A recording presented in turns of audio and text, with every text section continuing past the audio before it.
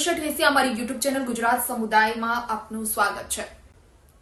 કુદરત માણસ પર થોડો એવો મહેરબાન થાય કે ન થાય અને ત્યાં સુધીમાં તો માણસ પોતે માણસ મટી અને ભગવાન બનવાનું શરૂ થઈ જાય છે। જી હા, ખરી વાત તો એ છે કે ઈશ્વર જ્યારે મહેરબાન હોય છે ત્યારે માણસે પોતાની પૂરી ઈચ્છા શક્તિથી સામાજિક દાયિત્વ નિભાવવાનો પ્રયત્ન કરવો જોઈએ અને તો ભગવાન પણ આ વસ્તુ જોઈ અને માણસ પર ગર્વ કરે, કારણ કે આપણે અહીં આનાથી બિલકુલ ઉલટો પ્રવાહ વહી રહ્યો છે। ઈશ્વરે આપેલો પ્રેમ અને માણસને આપેલા પૈસાનો ઉપયોગ માણસ જાણે ભગવાન બનવા માટે કરી રહ્યો હોય તેવું લાગે છે। કોઈની નાનકડી એવી ભૂલને મોટું મન રાખીને માફ કરવા જેટલી તાકાત આજે માણસ ગુમાવી ચૂક્યો છે અને આ નાનકડી ભૂલના બદલામાં સામેવાળો વ્યક્તિ પોતાની જિંદગી ખોઈ બેસે એટલી હદે માણસ તેને સજા આપવા માટે તત્પર બન્યો છે। સજા આપવા માટે અહીં આપણે સામાજિક અને કાયદાકીય તમામ વ્યવસ્થા છે, ન્યાયતંત્ર પણ છે, પરંતુ માણસને તેના પર વિશ્વાસ નથી અને જાતે જ પોતાની જાતને જાણે અહમ બ્રહ્માસ્મિ સમજતા હોય એવી રીતે માણસને કોઈના પર ભરોસો નથી અને જાતે સામેવાળા વ્યક્તિને મસમોટી સજા આપી દેતા હોય છે। આવો જ એક કિસ્સો સામે આવ્યો છે સંખેડા તાલુકાના હાંડોદ ગામમાંથી। જી હા, હાંડોદ ખાતે આવેલા આડેદ જગદંબા જીનમાં કપાસ વેચવા માટે દેવળિયા ગામના ખેડૂત પહોંચ્યા હતા અને ત્યાં જીનના માલિક અને ભારત સરકારના ઉપક્રમે સીસીઆઈના કર્મચારી સાથે કંઈક બોલાચાલી થઈ અને આ બોલાચાલીમાં જીનના માલિક અને સીસીઆઈના કર્મચારીએ આ ખેડૂતને એટલી હદે માર માર્યો કે પુત્ર તેને બચાવવા માટે વચ્ચે પડ્યો તો પુત્રને પણ થાંભલા સાથે બાંધી અને બેરહમીપૂર્વક માર મારવામાં આવ્યો અને આ સમગ્ર ઘટના જાણે કે જાહેરમાં બની અને પુત્રની નજર સામે બની। આ વાતનું લાગી આવતા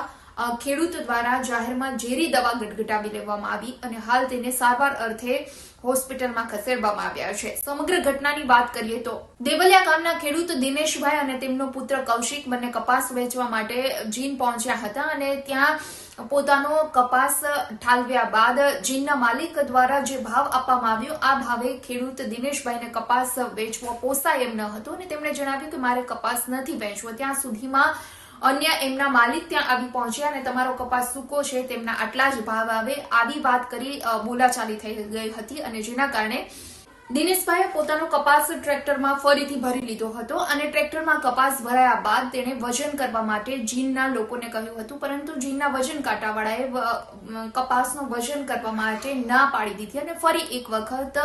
બોલાચાલી થઈ અને આ બોલાચાલી એટલી ઉગ્ર બની ગઈ કે જીનના માલિક અને સીસીઆઈના કર્મચારીઓ દ્વારા ખેડૂત દિનેશભાઈને માર મારવામાં આવ્યો।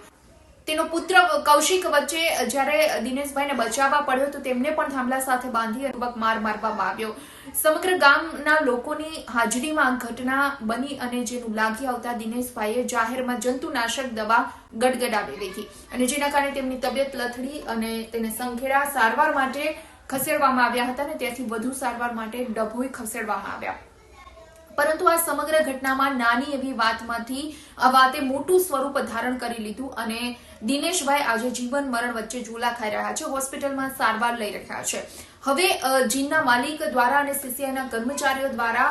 ખેડૂત દિનેશભાઈને આટલો બેરહમીપૂર્વક માર શું કામ મારવામાં આવ્યો એ તપાસનો વિષય છે। હવે આગળ જોવાનું રહેશે કે આ અંગે તપાસ કઈ રીતે કરવામાં આવે છે, પરંતુ જીનના માલિકો દ્વારા આ પ્રકારનું વર્તન કરવામાં આવતા ખેડૂતો પણ ઉગ્ર બન્યા છે અને ખેડૂતો દ્વારા આંદોલનની ચીમકી ઉચ્ચારવામાં આવી છે। તો હાંડોદ ગામમાં જે આ ઘટના બની અને ત્યારથી ખેડૂતોમાં ભારે આક્રોશ ફેલાયો છે અને ખેડૂતો દ્વારા આ અંગે આંદોલન કરવાની ચીમકી પણ ઉચ્ચારવામાં આવી છે કે આગામી સમયમાં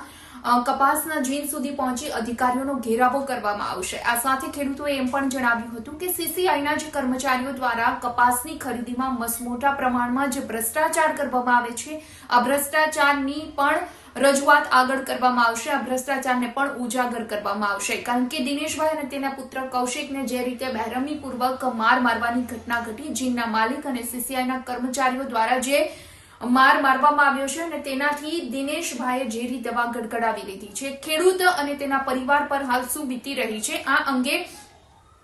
સમગ્ર ગામના ખેડૂતોમાં આક્રોશ જોવા મળ્યો છે, કારણ કે જાહેરમાં જે ઘટના ઘટી જીનના માલિકો દ્વારા જે વર્તન કરવામાં આવ્યું છે તે બિલકુલ યોગ્ય ન હોવાનું આ ખેડૂતોનું જણાવવું છે। ત્યારે જોવાનું રહ્યું હવે આગામી સમયમાં આ ઘટનામાં કઈ રીતે તપાસ થાય છે અને કેવી કાર્યવાહી કરવામાં આવે છે. પરંતુ એક નાની અમથી ભૂલના કારણે ખેડૂતને જે સજા મળી છે આ સજા